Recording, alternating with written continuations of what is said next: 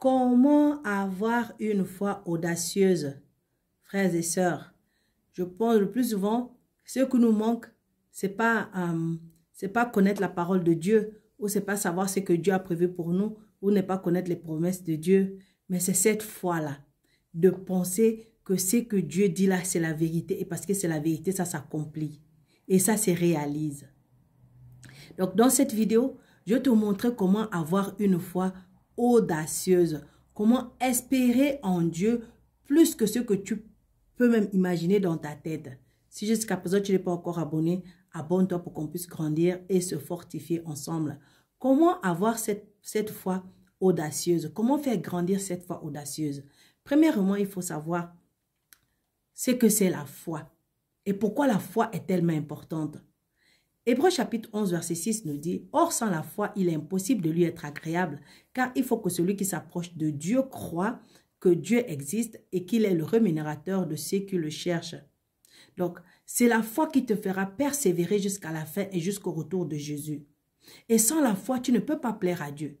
Sans la foi, tu ne peux pas manifester ce que tu as besoin.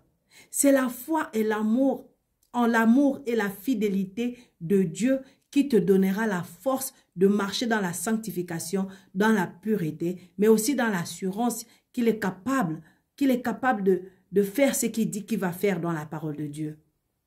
C'est la foi qui te maintiendra quand ta tempête fera rage, quand la tempête sera rage, quand les problèmes seront beaucoup, quand tu seras à terre, quand la maladie sera grave. C'est la foi qui te tient debout. Quand tu seras déstabilisé, quand tu seras découragé, lorsque tu seras déçu, lorsque tu seras abandonné, lorsque tu seras dépourvu d'efforts, lorsque tu seras à terre, c'est la foi qui te tient debout. Maintenant, regardons l'importance de la foi. Premièrement, par la foi, des hommes et des femmes sont sortis triomphants des épreuves les plus terribles. Nous avons les exemples dans la Bible. Nous avons Moïse, nous avons Abraham, nous avons Ruth, nous avons beaucoup de gens, des exemples dans la Bible, des gens qui sont sortis par la foi.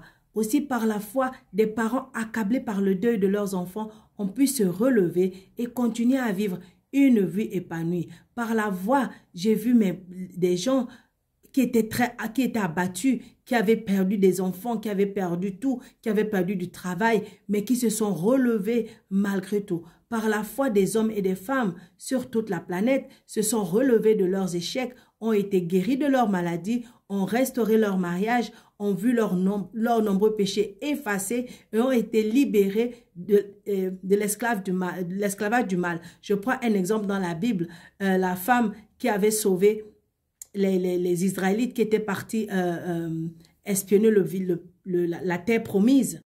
La prostituée s'appelait Rahab. Rahab, lorsqu'elle a reçu les espions, elle était encore une prostituée. Mais lorsque les Israélites sont repartis pour tenir parole, ils ont demandé de faire sortir la femme et son peuple. La femme, elle n'était plus une prostituée, elle était une femme. Elle était lavée, elle était restaurée de ses péchés. Donc tu vois que par la foi, les femmes et les hommes simples qui ne connaissent rien, où des simples enfants se dressent avec une force de lion, une force puissante pour faire face aux situations, pour faire face aux problèmes, simplement parce qu'ils ont la foi, ils triomphent. C'est pourquoi Jésus s'est interrogé avec tristesse en disant, dans Luc chapitre 18, verset 8, il dit, « Quand le Fils de l'homme viendra, trouvera-t-il encore la foi sur cette terre ?» Donc, si jusqu'à présent, mon frère, ma soeur, tu es en train de traverser une situation et que tu te sens à terre, tu te sens abandonné, tu penses que tu n'as pas la foi, je vais te dire, parce que le Saint-Esprit est en toi, tu es dans la foi. Maintenant, la chose que tu dois faire en ce moment, c'est de prendre la décision de croire.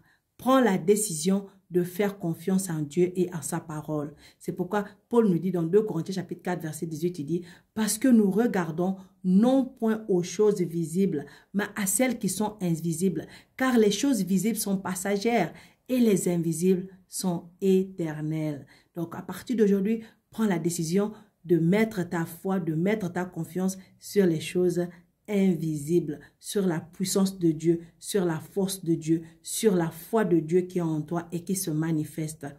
Mets ta foi en pratique et vois ce que Dieu va faire dans ta vie. Abonne-toi.